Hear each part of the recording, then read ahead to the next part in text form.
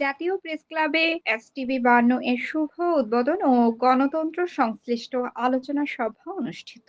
জাতীয় প্রেসক্লাবে আব্দুস সালাম মিলনায়তনে শনিবার বিকেল ৩টা ৪০ মিনিটে অনুষ্ঠিত হয়েছে গণতন্ত্র উত্তরণ এবং মিডিয়া উন্নয়নে সুশীল সমাজ, সাংবাদিক ও গণতন্ত্রকামী সচেতন নাগরিকের করণীয় শীর্ষ আলোচনা সভা এবং টেলিভিশন চ্যানেল এসটিভি ৫২ এর শুভ উদ্বোধনী অনুষ্ঠান।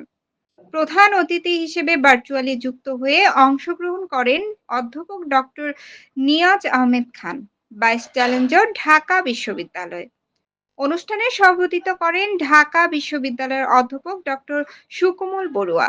তিনি ভার্চুয়ালি যুক্ত হয়ে বলেন, গণতন্ত্রের বিকাশে মিডিয়া কেবল সংবাদ পরিবেশন নয়, বরং মতপ্রকাশের স্বাধীনতা, গণসচেতনতা ও সামাজিক দায়িত্ব পালনে সক্রিয় ভূমিকা রাখে। অনুষ্ঠানে সাংবাদিক ও লেখক নজরুল ইসলাম সাচির সঞ্চালনায় স্বাগত বক্তব্য রাখেন এসটিভি ৫২ এর ব্যবস্থাপনা পরিচালক মোহাম্মদ তাইজুল ইসলাম সাগর।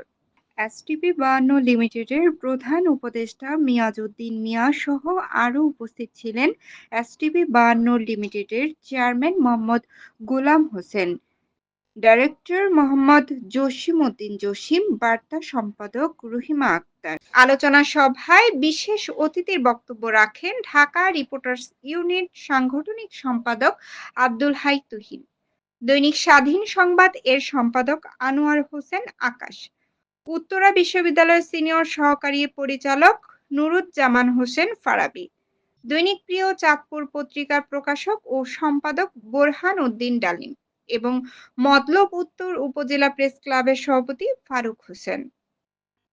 বক্তারা বলেন, দেশের গণতান্ত্রিক অগ্রযাত্রায় মিডিয়ার গুরুত্বপূর্ণ ভূমিকা রয়েছে। একটি শক্তিশালী গণতন্ত্র প্রতিষ্ঠায় মুক্ত সাংবাদিকতা ও তথ্যের অবাধ প্রবাহ অত্যন্ত জরুরি।